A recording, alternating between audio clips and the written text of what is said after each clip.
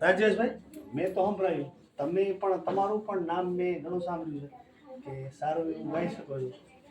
તો સંભળાવો તમારી કલાને મારી સમક્ષ પ્રસ્તુત કરો, અને આપણા દર્શકો તો એને તો આપણે સંભળાવવું જ જોઈએ. હા, જય માતાજી મિત્રો. હું છું રાજેશ આહિર. મારી સાથે આજે બીજલભાઈ રબારી. મળો તો મજા આવશે એવો માણસ કે જેને મળીને ખૂબ મજા આવે અને ખૂબ સાહિત્યની વાતો એમની પાસેથી સાંભળવા મળે છે. આપણા ગામડાની સંસ્કૃતિ અને આપણા ગામડાની દેશી ભાષામાં એમની બોલવાની એક જે ઢબ છે એ ખૂબ જ મજા આવે એવી છે. અને ખૂબ સારી વાત એમને આપણને સફાકરાની કરી કે જે સફાકરું એક એવી વસ્તુ છે કે જેમાં માણસને જનૂન સડી જાય, સુરાતન સડી જાય. એ સમયના કવિઓ બારોટો જે રચતા ને એ સુરવીર જે પુરુષો હતા એને સુરાતન સડાવવા હાટું આવા સફાકરાની એમની આગળ રજૂઆત કરવામાં આવતી હતી. એટલે એવા ખૂબ સરસ મજાનું સફાકરું સંભળાયું. અને મને વાત કરી કે તમે થોડુંક સંભળાવો, એટલે સાહિત્ય પ્રેમી માણસ છું, લોક સાહિત્યનો જીવ છું, એટલે થોડીક વાતો કરી આપણે કે કોઈ પણ માણસ છે ને એને એની ખ્યાતિ એની મેળે મેળે મળતી હોય કે તમારામાં જે ટેલેન્ટ હોય, તમારામાં જે ખાસિયત હોય, તમારામાં જે કલા હોય એ આપમેળે જગતમાં પ્રસરે આપમેળે. પણ તમારે એ વાત કરવી જોઈએ દુનિયાની સામે, ક્યાંક રજૂ કરવી જોઈએ.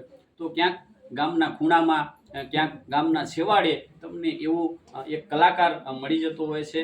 એટલે એની એક સાબિતી આપતો એક પ્રસંગ મારે તમને કહેવો છે કે ગાંગલી ઘાંચણ કે જેની વાતું કરવાની એક ઢબ એનાથી આખા પ્રદેશમાં એની એક ખૂબ નામના થયેલી.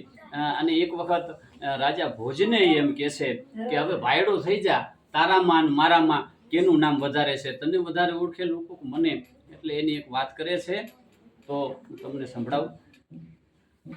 હે ગાંગલી ઘાંચણ એ રાજા ભોજને કે છે ભાયડો થાજે, તું તો ભાયડો થાજે. પછી શું કે નામ રાખવા તું તો વાપરે નાણા, પણ મારે વાપરવા વેણ ઘાંચણ. રાજા ભોજને કે છે હવે ભાયડો થાજે. એ રાજા, તારું નામ દુનિયાને ખબર પડે એટલે સારું તો તું નાણાં વાપરશો, હું ખાલી વેણ જ વાપરું છું. એની બોલવાની ઢબ એવી હતી, એની વાતો કરવાની શૈલી એવી હતી. એક વાતને વધારી અને લોકો સામે રજૂ કરતી હતી. એટલે એમ કે મારે ખાલી વેણ વાપરવાના અને મને આખી દુનિયા ઓળખે છે. કે તારા કવિની મારી પાસે શું છે ને તારી પાસે શું છે એ સાંભળતું રાજા ભોજ.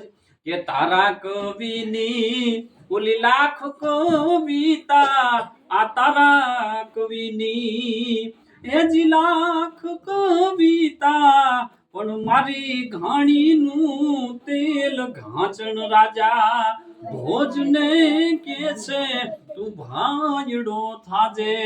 મારે ખાલી આ ઘાણીનું તેલ કાઢું છું ને અહીંયા જે માણસો આવે એને હું વાતું કરું, એ વાતું આખા ગામમાં ફેલાઈ જાય. તારે તો તારી પ્રસિદ્ધિની વાતું સંભળાવવા હાટું થઈ, દુનિયાને દેખાડવા હાટું થઈ કવિઓ રાખવા પડે.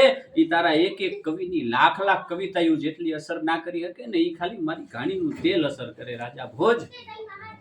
પણ રાજેશભાઈ, બહુ મસ્ત વાત કરી.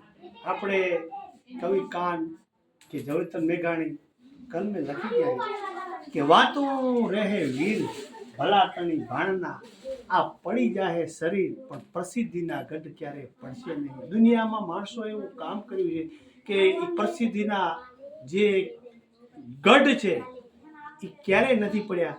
પણ આજે લંકા જેવી લંકા જેને આખી દુનિયામાં ડંકો વાગે એવા પણ આજે ગઢ જે ઢળી પડ્યા છે, પણ પ્રસિદ્ધિના ગઢ ક્યારે પડશે નહીં. જે માણસ પોતાની જિંદગીમાં સારું કામ કરે છે એ કોઈ એને જે ઇતિહાસકારો છે એને ભલામણ નથી કરીને ગયા કે મારું આ તમે લખજો. દુનિયાની માણસ જીવનની માણસ દુનિયામાં માણસ જન્મીને આવ્યો છે એવું કામ કરે કે જગત રોવે અને પોતે હસે. એવું ક્યારે જીવનમાં કામ ન કરવું જોઈએ કે દુનિયા હસે અને પોતે રોઈએ. તો આવી રીતે અસંખ્ય વાતો આપણી ગુજરાતની અંદર પડી છે, તો આપણે વાતોને વાપરવું જોઈએ.